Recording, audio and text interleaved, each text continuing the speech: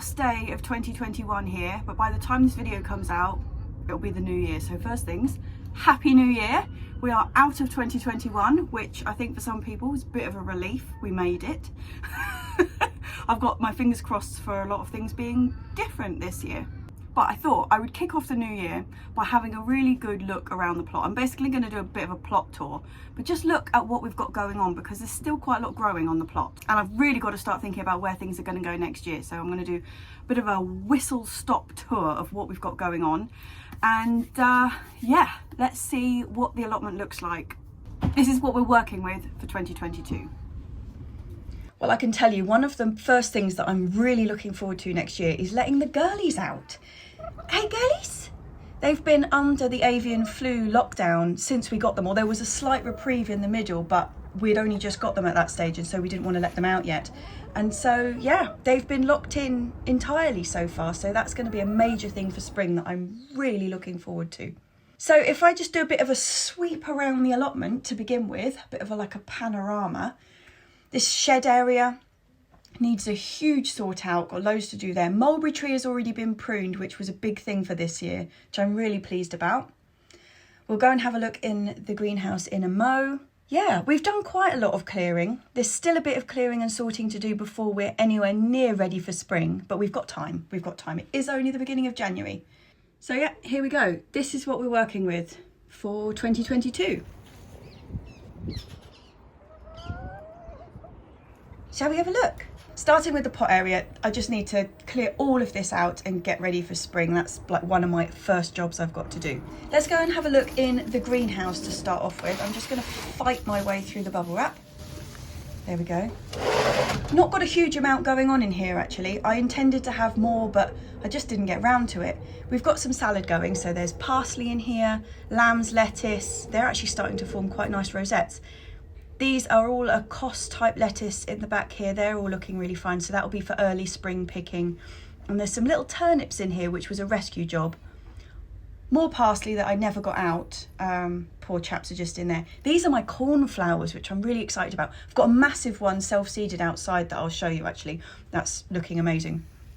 Toad flax, so excited about that. 2 years ago, it was year of the toad flax, and I'm really looking forward to going back to it.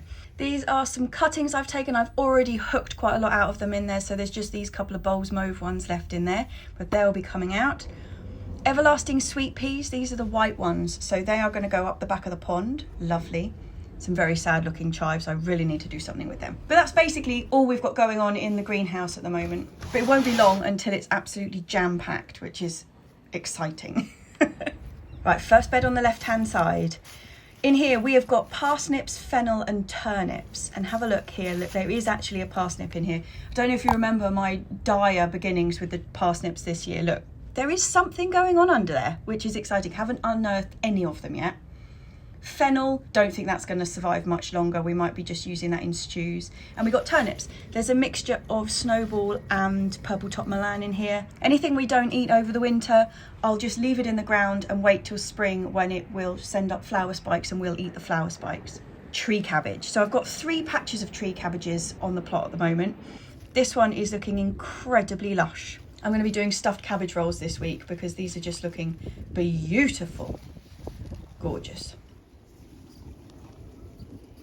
The rest of this bed is just covered in Phacelia, and that's just going to stay there over winter, and I'll turn it over or cover it with mulch in the spring. Ready for next year. Very exciting. Oh, the wind's blowing. Fabulous. Next up this side is the asparagus bed. So all the asparagus has been chopped back and it just needs to be weeded and then mulched, and then that's totally sorted. I've got garlic chives along this edge. Look at this, right? Black fly. It's the very end of December and there's black fly all over my garlic chives. I'm not impressed. So this here, this incredibly handsome chap is my one self-seeded massive cornflower that came off these guys here. I'm hoping they're going to have self-seeded loads more than that, but that one was just really early. Strawberry and rhubarb bed. This needs an absolute ton of work before spring. I've got runners coming out of my ears. Look at the roots on that coming. That's a handsome one. Yeah, so I need to get into that strawberry bed and completely sort it out. Job before spring. Rhubarb, I'm really worried about. At the end of last year, it started to look like it was getting crown rot. It's just sort of starting to spark a bit of life into it now, which is a bit early to be honest, but it's the warm weather. But yeah, I'm just hoping that it's a false alarm and it's going to recover. We'll find out. The next bed up is our younger asparagus bed. That's all been chopped down as well. There's just a couple of gladioli sitting in the middle of that one.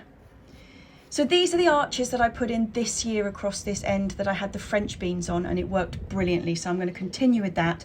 There'll be the drying beans down these centre arches and French beans down the side. These are still pretty strong. They're those really flimsy ones, you know, the £10 each arch, but they've served me well. These ones have been in for about 4 years. Okay, moving on to the brassicas. So brassicas are something that we do shift around the allotment every year to try and lessen the effect of club root, which we do have a problem with. There's a bit of a mystery bed in here. I've got some purple sprouting broccoli in there, which is looking nice, and some other bits which just haven't worked. But these are my current pride and joy. These are the 9-star broccolis, which are like a sprouting cauliflower, and they're a perennial. So they are going to last us in this bed for up to, I think this is up to 8 years. So that's pretty exciting, and hopefully provide us with excitement year on year. I haven't tasted the 9-star broccoli yet, so that is coming this spring, and I shall report back. Cavolo Nero, super easy thing to grow. You very rarely get any problems with it. We've grown a lot of it this year, and it is feeding us mighty fine. So we've got about 12 plants of Cavolo Nero. They're looking good. Not much whitefly around this year, actually. Couple of K-Brock here. Can you see we've got some broccolis just forming in the middle of there, which is exciting. This is the dwarf green curly kale that I always find is very, very sad during the winter. And then when you get the hungry gap, March, April, May, that sort of time, they really come into their own and then really spark up later on.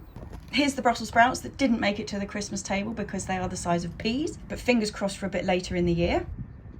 More Cavolo Nero. This is Russian black, and the previous one was Tuscan black. We actually had a pretty good year for kohlrabi, and there's just some left in here, and you can see a couple of them are sort of split and gone into mutants, but they're all right. Up until about a week ago, there was a magnificent cabbage on the end of this stalk, but the netting has blown off, and the pigeons have found it, so it is no longer. Let's go in the fruit cage.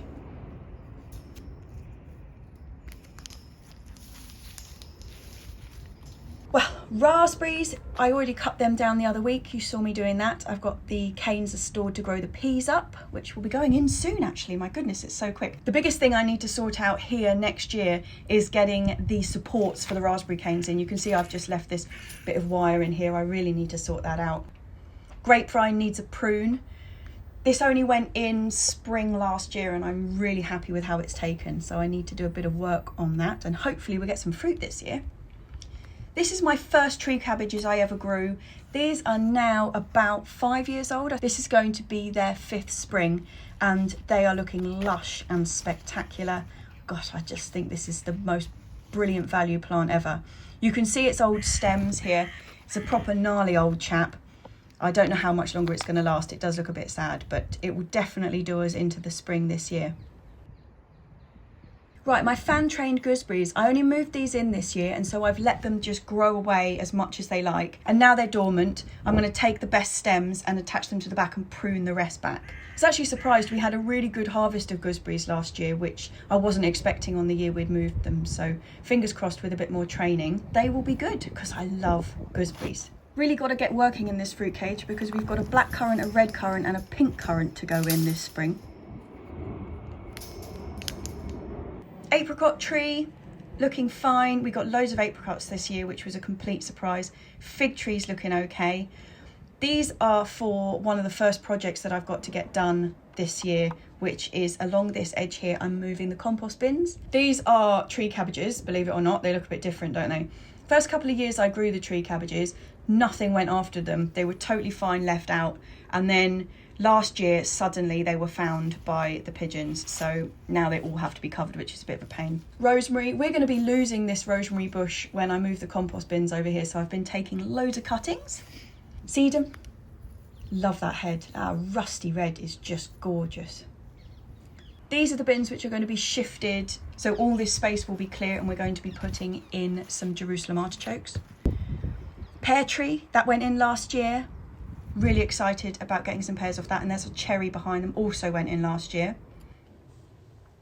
This bed was supposed to have green manure in it. This was the mixed one. Barely anything's come up, really unimpressed. But we do have some radicchio that we've been eating, and they're delicious. Absolutely gorgeous. And the colour, look at that. They're basically just glowing out of the bed like embers. God, my job list is racking up as I'm walking around here. These frames need to be covered in netting. Got some good old parsley growing under there though. And this is sort of the uncovered lettuce bed where they've all got a bit, you know, bullied by the weather, but we're still eating them. Dahlia bed. I still haven't mulched this, but look, all the tulips are coming up. I was thinking that possibly the squirrels had taken them all because there's been a lot of digging around here, but there seems to be loads of them still coming up, so pretty pleased with that. Chard bed. This has taken a real beating. You can see I've just thrown some netting over the top of this. This was basically completely taken off to the ground by birds not so long ago, so it's done a good job to recover. And on the other end of there, we've got the broad beans. So these are my overwintered agrodolce. I sowed these in about October time, and I'll be sowing another lot in February. So I'll have an early crop and a later crop. We had a couple of gaps and I've infilled. You can see they're just starting to come through now. Okay, this is not a success. I'm really shocked by this. We've never had a problem before under this covered bed. But look at that. Can you just see all that bare earth? This was all chard. I planted out about, must have been 60 chard plants in here. They were just scoffed. I'm pretty annoyed about it actually, because what we did is we planted it all out, covered it up, and didn't notice that they were being eaten. And by the time we took the cover off to give them another water, not a jot was left. I'm a bit short on chard, chaps. Garlic. This is the first lot that I sowed. I've gone for all hard neck this year so that I can get scapes from them. They're looking really healthy. I'm really pleased with them. Did a whole bed of leeks this year, which was slightly unexpected, but I had a really great germination rate with them and I couldn't bear to throw them away. So we've ended up with masses and masses of leeks. Leeks here have to be covered with Enviromesh because of allium leaf miner, but we seem to have got away with it so far. Oh, we're flying through. The pond area, totally left this to do its own thing over the winter, and we'll give it a bit of a tidy in spring. You see we've got loads of stuff kind of in here, lots of seed pods, lots of self-seeding, just letting whoever's living in there stay there over winter. We've got the goldenrod down. I've just left it all to go. Same with this flower area, loads and loads of stuff is being self-seeded. We've got little violas in here. 2 years ago I threw down a wildflower seed mix in here, and it's just been kind of a constant turnover of bits and pieces that we've thrown in. So yeah, really looking forward to spring this year in this patch. The water butt that I put in off the back of the poly house in the spring last year is totally full. That was definitely worth doing. Right, field beans. I've gone on and on and on about field beans this year, but I think they're just brilliant. We're using them as a green manure, but we're also using them as a spinach type crop. So we're just taking the tips and eating them. Field bean top risotto is an extremely fine thing, and just wilted with butter on, used like a spinach. Absolutely phenomenal. I intended to have 3 beds of field beans down here. They are the 3 beds that the brassicas are going to go in next year because they're nitrogen fixers in the soil. The brassicas absolutely love following field beans. This bed was the bed that I got in first. I got it in about October because the bed was cleared earlier. The following 2 beds I planted about a month later, and look at the difference. It's extraordinary. There's 2 reasons for this. Firstly, a month later, there was less food resources for rats, squirrels, mice, that sort of thing. And so I put them in the ground, and immediately, whereas the other ones weren't touched, these ones, at least 50% of them were dug up immediately and just eaten. Secondly, they took an awfully long time to germinate. You can see they're only just starting to come up now. They've been in the ground for 6 weeks. The other ones were up within a week. But just going that month later has meant totally different outcomes. They need to go in earlier, basically. Hey girlies. I didn't do that very well, did I? No. Next year, girlies, you've got to remind me, field beans in early. 2 little herb beds that I put in front of the poly house this year. The thyme is covered in leaves, so dust them off. This is one of the cuttings from the rosemary at the top that I think we're going to lose when we move the compost heap. Glad we've got that growing strong down this end. In there we've got the sage and the oregano and the hyssop. Let's have a look inside the poly. More lamb's lettuce. And this is the much later sowing of the pak choi, so they're still really small. They'll really kick off about mid-February, I'm expecting. We've got spring onions, green chicory, absolute triffid parsley. It's huge. Look at the size of these chaps. Spectacular red chicory, pink mizuna, This is the only patch of Lucullus chard that I've really got going, which is a bit sad. But if last year's anything to go by, this corner of chard will really explode kind of mid to the end of February, depending on the weather, and will feed us solidly through March, April and May into the time when we need to start planting the tomatoes in here. Some more spring onions, I've got turnip tops, a little bit more salad, yeah. And the last of the raised beds is my Ducote garlic and my shallots. So the garlic is coming up. Fantastico, these little chaps, and I've also got, you can see the multi-stemmed ones under here, that's the shallots coming up. Very happy. I'm going to be sowing my shallot seed this month actually. God, it's all rushing so fast, isn't it? Got some sorrel in the end there, that's only under there not for heat. Sorrel's totally hardy, it's just there to stop the birds eating it. And this is an experimental bed. This is the experimental carrot bed. Can I film through EnviroMesh? No, I cannot.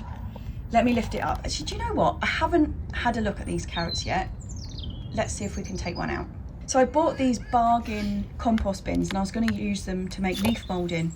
But we've now got 2 big leaf mould bins and I just had a third one left over. So I've split them down so they're 2 low ones and we've got 2 beds. This one's going to be a dedicated carrot bed and the one next to it, which I haven't filled with soil yet, is going to be probably for more herbs. But let's have a look in here. Let's see. Find a strong one.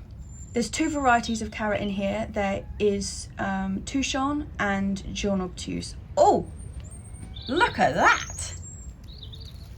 I'm pretty happy with that. These were sown really late, mid-October. And look at that. An absolute beauty. Hey, Lil, a carrot. So loads of work to be done, Lily. You can help? No, I don't think so. You're good company, Lil, but not a great gardener. No.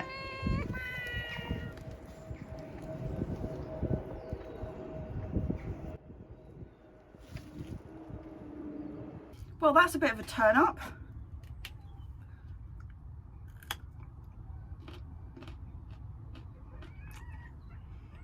Oh.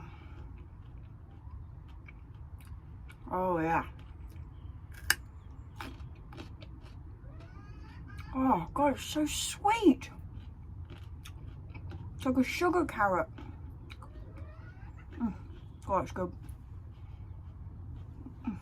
Yum. Well, that's that then.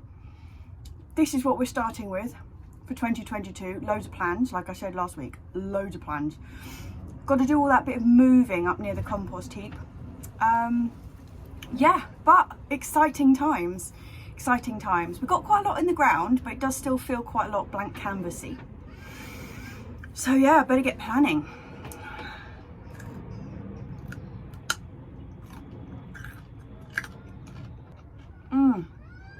That's so good.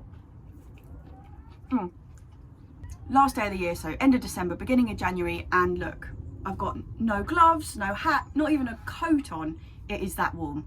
I know, girls, don't fret, it's coming. I made the mistake of picking up the tin, the treats tin, when I walked in here, so they're on high alert thinking it's due any second and that I've forgotten about it. I know, yeah, I'm just doing this bit first. But yeah, so super warm. It's like 16 degrees here today, which is just mental. I'll do the translation into Fahrenheit on the screen. Yeah, it was so warm. It's been like this for days, and actually last night I was out with somebody you know, actually, up in town just around Holborn, and I didn't even take a coat with me, which is crazy. Yeah, for December, no coat. But it was a beautiful evening. Have a look at these sunsets. Hello chaps, sorry it's a bit windy, I'm on the bridge, but have a look at that sky. I'm just looking across Royal Festival Hall towards the London Eye, and the sky is aglow. I don't know if it's showing up well on the camera or not. And looking out towards the Houses of Parliament. This is back to South Bank where we were the other day, but it's just looking so lovely, and there's loads of people around, which is really nice. So I went back over the Ladies Bridge, which was the bridge that I walked back into Waterloo with you last time. It was looking gorgeous. It was absolutely lovely. Magnificent, chaps. Oh, it's absolutely gorgeous. Look how far the tide's out. We've got the beach down there. Oh, it's just beautiful. That sky, I don't think it's coming through on the camera. It is just, it's like apricot. It's absolutely gorgeous. And surprise, this marvellous bloke showed up. If you're on Instagram, you already know. you know.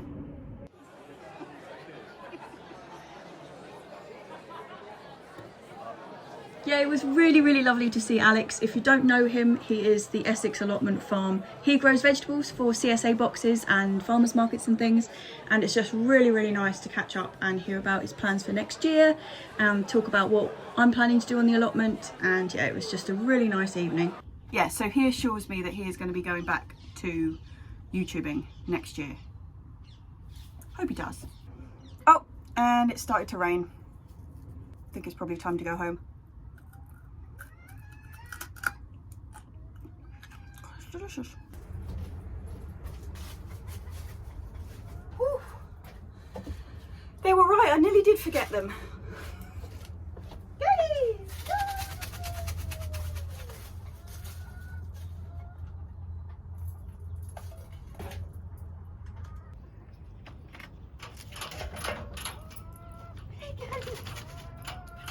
Hello, my love.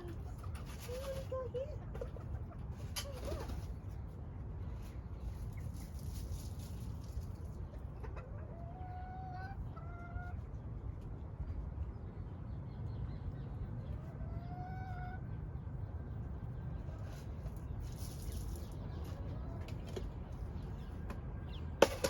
Got food, got water, got everything you need, ladies. And what with it being New Year's Eve, I'm going to go home and tidy myself up and head out. I'm going to meet some friends down in Richmond. One of the massive advantages of it being this warm is that we don't have to go and jam ourselves in a pub somewhere. We can just go and sit outside. None of us want to catch Omicron and have to stay inside and isolate for 10 days. So we're going to have an outdoors New Year's Eve. So yeah, see you in a bit. It's New Year's Eve. Woohoo! Okay, well, this is very lucky because do you remember that bottle of wine? That bottle of wine that Sarah and I won at the first... Oh, fireworks! That Sarah and I won at the first quiz that we did. Well, she's brought it with her. So we are sitting by the river. It's pretty lovely and we're going to drink that wine. Ding, ding, ding. Are you okay? Yep.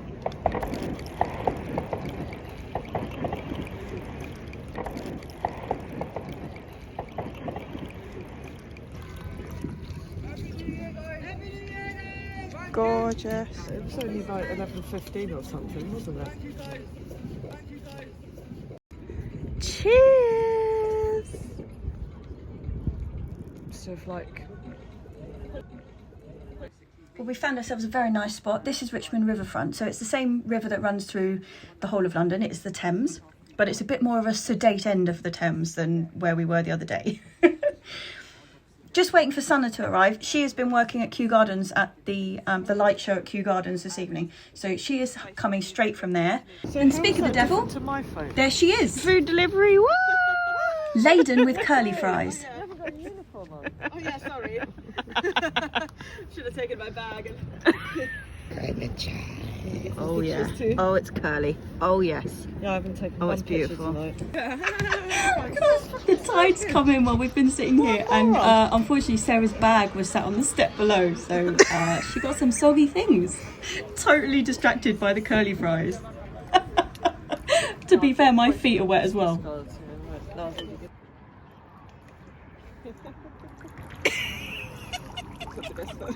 can't believe I just sat there and I put it in a plastic bag so it didn't get wet. It's just a wet towel.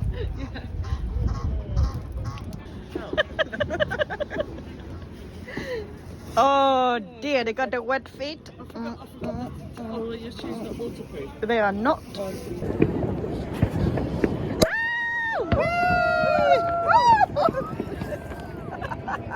Perfect.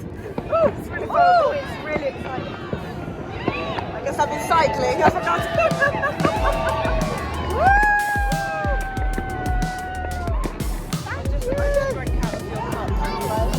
Happy New Year!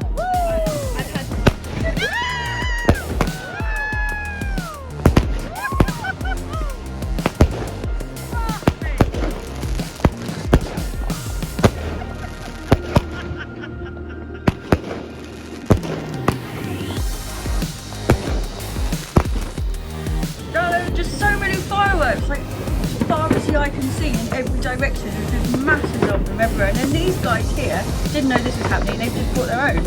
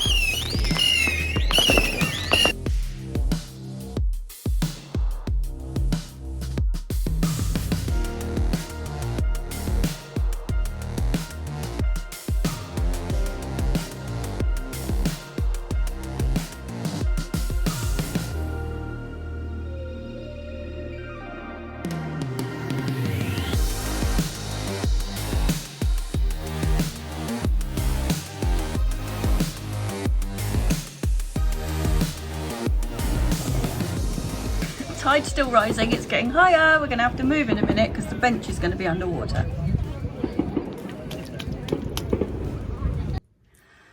Happy New Year, chaps. We didn't get chased out of town by the river in the end. It stopped and went back down again. Yeah, so it is 2022. I tell you what, how much does the year 2000 not seem like 22 years ago? That is alarming. That is alarming. Anyway, I haven't decided if I'm doing a dry January or not yet. So I'm drinking an alcoholic beer. I'm hedging my bets, basically. So anyway, Q&A. Absolutely tons, more than 100 questions, which was somewhat more than I was expecting. So I'm going to do some today, and then I'm going to do some in the next week's vlog as well. Because next week I'm going to be starting to sew things, and I can do sewing and answering questions at the same time. I seem to remember I did that last year actually, but it worked all right. So I'm going to do that. So I'm going to do some questions now, and then we'll do some next week as well. So if I don't get to your question, I'm apologising now. Hopefully it'll appear on the next one. So I've just taken it at random. I ended up having to print them out because I couldn't get them all on the screen and just got very confusing. So I've got, actually, if I just think down here, look, I've got all the questions, like, I've got them all divided into categories to try and get some kind of semblance on it, because there's quite a lot of duplicates. So I'm kind of like grouped them all together so it can try and not be some just complete chaotic mess. Although I'm sure it'll end up that way anyway. Okay, the first question that I knew I was going to get, and I get every time, in fact every episode I get at least 2 questions about her, is about Lily. Every upload I do that's got even a glimpse of Lily in it, there's questions about her. This is who I mean when I'm talking about Lily, in case you don't remember her. She's the allotment cat. Nicola says, Lily the cat on the allotment, is she your cat, and does she live on the allotment? And Sam says, tell me about the cat on the allotment. Does it live all by itself, and who feeds it? So no, she's not my cat, and yes, she does live on the allotment. She was originally a stray. There was quite a few of them in the area about maybe 8 years ago or so. Lily ended up being adopted by Hadder, and she has been looked after. She goes to the vet. If there's anything ever wrong with her, he takes really good care of her. But she does live on the allotment site, and whoever is up there spoils her rotten. So she gets fed by approximately 48 different allotment plot holders, and she's sort of universally looked after. But no, she's not my cat. I find it really entertaining that, so Lily is wild. She is very, very friendly, but she's a proper hunter. She runs up and down, you know, like 40-foot trees without any problem whatsoever. But she looks beautiful, like with a beautiful, like big fluffy and all the rest of it. And my cat, Anakin, is sort of a scruffy, one-eyed, broken-tailed nightmare of a cat that looks like a fruit bat.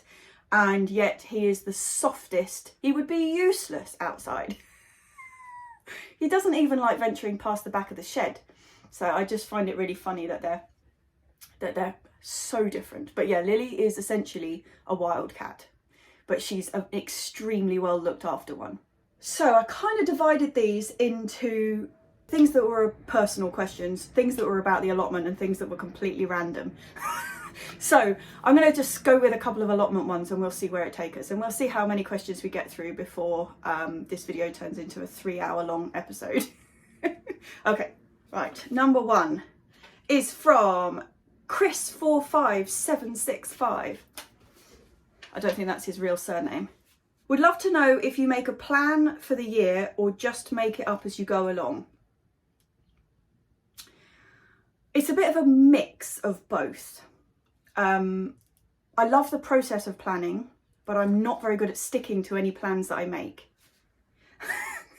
And you have to do a bit of both. I mean, you could plan a year down to like each week exactly what you were going to sow, what you were going to do, but really it depends on so many different factors. It depends on things that are going on in your own life. It also depends on the weather massively. If we have another spring like we had last year, I mean, that threw us completely. By the time April was here, my plan had gone completely out the window because nothing I was doing or nothing that I'd planned was relevant anymore, because we'd had like incredibly warm weather when we shouldn't have, and we'd had incredibly cold weather and dry weather when things really should have been starting off and getting going, and we should have been getting things out. So that completely threw us. So yes, I do have a plan, but it tends to be more of like a general plan in my head. One of the things that I've learned more than the planning forward is like looking back at what happened the year before and the year before that. Having said that, what worked the year before isn't guaranteed to work this year. So yeah, basically it's a bit of a mix. It's all just a bit of a game of chance really, isn't it? This is a really simple one to answer. This is from Cynthia and she's asking about these boxes here. So they are from IKEA, as you know in this, but I don't know what their product number is, but they're called MOPPE, MOPPE is the name of them. So if you just search IKEA MOPPE drawers, they come up. And remember that they didn't look like this. They didn't have 9, 6 and 3. They were all mixed up. So they normally have 3 at the top and then 2 in the middle and 1 at the bottom. But I bought 3, so I've mixed them up that way. If you can't see them in that format, that's what's happened. A couple of questions about the polytunnel. So Carl is asking about the type of plastic that we used. It was from First for Tunnels, I believe, and it was called thermoplastic. But Carl, I will message you on Instagram about which one it was. I'll send you the link because I'll have to check that out. But it was called thermoplastic, I believe. Okay, let's just pick some here. This is from the Smirking Grape. Have I ever grown mushrooms? Yes, I grew actually when I lived in France, the downstairs of our house was just earthen floors and it was really damp where they used to keep the goats, and we tried growing mushrooms in there because we'd been to Lidl.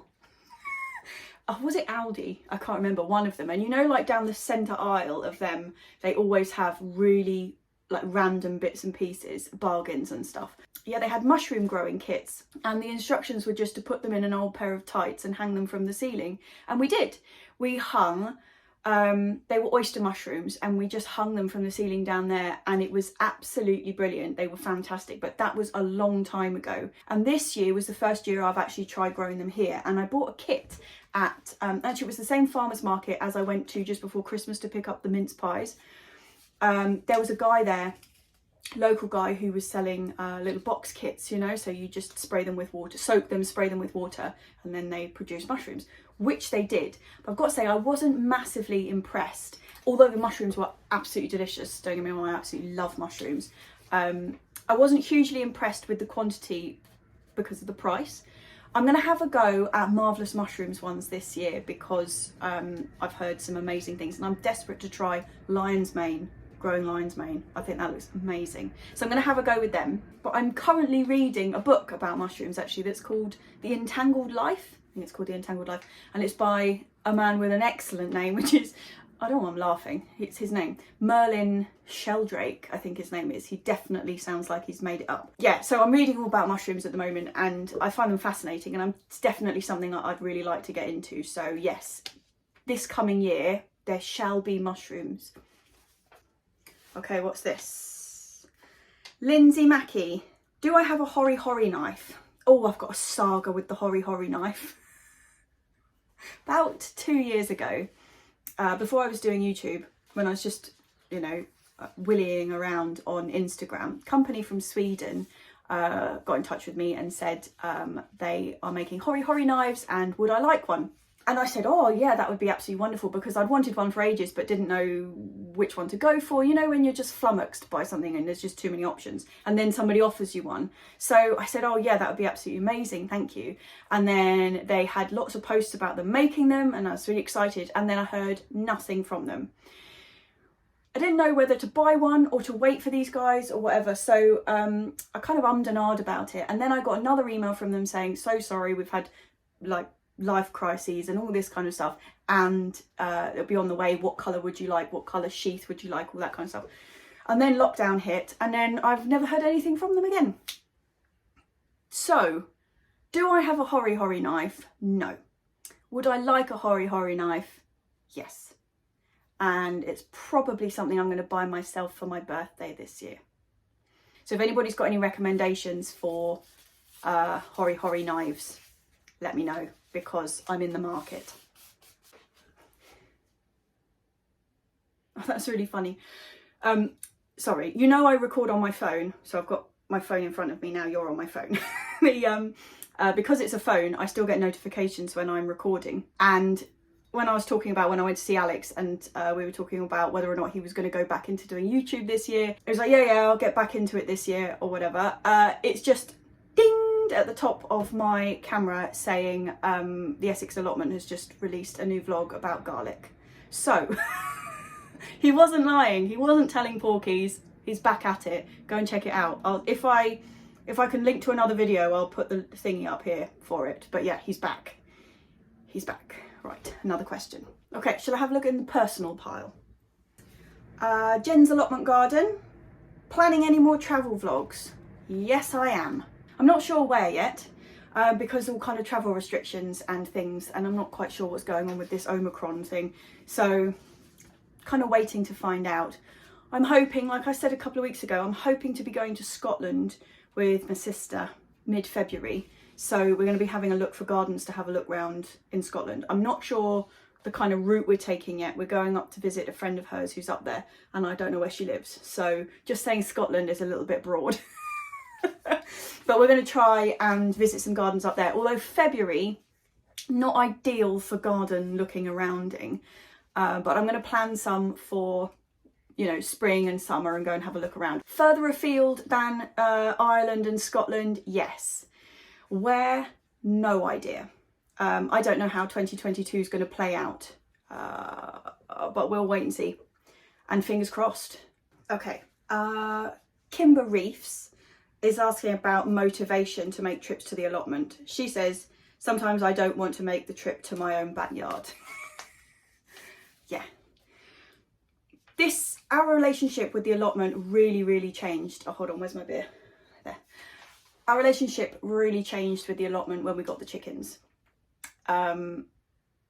Yes, before, if you don't want to go up, you don't go, and then you can kind of sit at home and do something else. But when you've got the girly whirlies that need you to go up and sort them out, make sure they're okay, have a chat so they're not on their own, you've got another reason that you have to go up there. And actually you find, rather than just trudging up there and talking to them, sorting their food out and going home again, you go up and you just do something because you're already up there. So they have really changed the allotment situation for us. Yes, I actually find it more difficult to convince myself to go out into the back garden, as little as it is, to get things done out there. Yeah. But also, having said that, I think it does tie in with the chickens, but I did a video, gosh, it must have been, was it last year or was it the year before? I can't remember now. But it was about advice to new allotmenters, and one of the, I'll put it, is it on that side or that side? Can't remember, but I'll put it up there somewhere. One of the things I was talking about a lot in there is guilt, like allotment guilt is when you don't go, or garden guilt, or any of those kind of things, when you don't go and do the million jobs that you're supposed to be doing and the list is just building up and building up. I find one of the ways to get over it is to not force yourself to do something when you get there. Like allotments, because you actually have to kind of travel to go there, I think it's really important that you can actually go, show up, and if you want to, just take a book, put the kettle on, sit in a chair and read for an hour, and then go home if you want to. Like, don't make yourself go up there just to complete jobs. I always find I go up there with a plan to do nothing, or I take my laptop or whatever and I'm going to go and just sit in the shed and do something work related, like unallotment related, and I end up going up there and then 15 minutes in I'm stuck into one of the jobs that I really wasn't looking forward to on my to-do list. So yeah, basically outsmart yourself psychologically and get yourself up there, or out there, whichever way it is. Okay, this is about a story behind the stained glass on the door. This is from D Vire, V-I-R-E. Yeah, it's Sydney Opera House and Sydney Harbour Bridge and a seagull going over the top of it, because Mum is from Sydney. That's the long and the short of it, really. It was made by, originally designed by a friend of a friend. Gosh, I can't remember her name. That's terrible. And then it had some input from another guy who is also a stained glass person, so it's kind of collaboration between them. He put the piece of the bridge going across the top and all those kind of details in. And yeah, then it was put together for us, and it's been repaired twice, because the slight issue with it is that obviously because Sydney Opera House kind of comes into a point like this, and it's on that side of the door, and a couple of times the door has been caught by the wind and slammed, and it's all kind of bowed out. So it's had to be repaired a couple of times. But yeah, basically that is why we have the Sydney Opera House on our front door. Actually, tying in with that one, I found another one about that. Jane Cox. She's asking what brought Mum from Australia and if she misses it, but she's not here to answer the question. So I'm going to save this one for next week and get her to answer that question. I'll put that one on my board over here. Cool, blimey, this is getting really long. There's so many more questions here. I'm going to have to spread them out into other videos. Okay, let's just have a quick look here. Got some quick ones. Rebecca Miller. What variety of parsley do you grow? I grow 2 varieties of parsley. Lisette is my favourite one, which is a curly one, which just grows like a triffid, and it's just fantastic. Takes a bit of time to get going, but once each individual plant's really established, it's just like, boom, it's wonderful. And I also grow Frankie's seeds, just large flat leaf Italian parsley. They're the 2 that I grow every single year.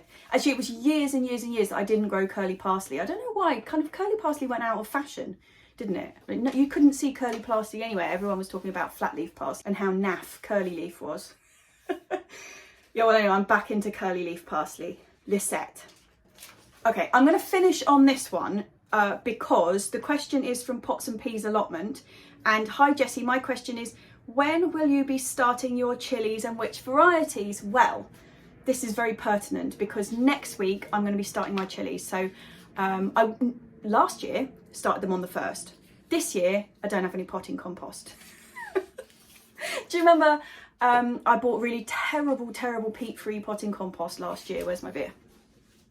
I bought terrible peat-free potting compost last year and had an awful time trying to grow stuff in it, and yeah, it was just awful. And then later in the year when I went to visit Johanna at Ripley Nurseries, she had that Melcourt one that was just brilliant. So I'm seeing Johanna on Friday for brunch, and she's bringing me a bag of Melcourt peat-free compost.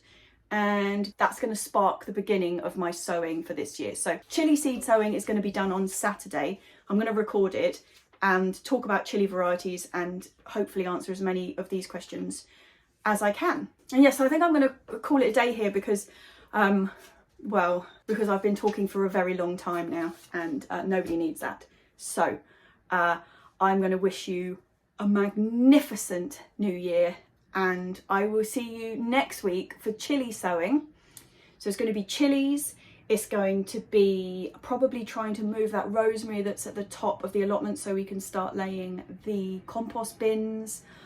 So much stuff to get done, and I'm absolutely raring to go. So yeah, I hope 2022 is just stunningly magnificent for you, and let's hope we have a spring that's not like last spring.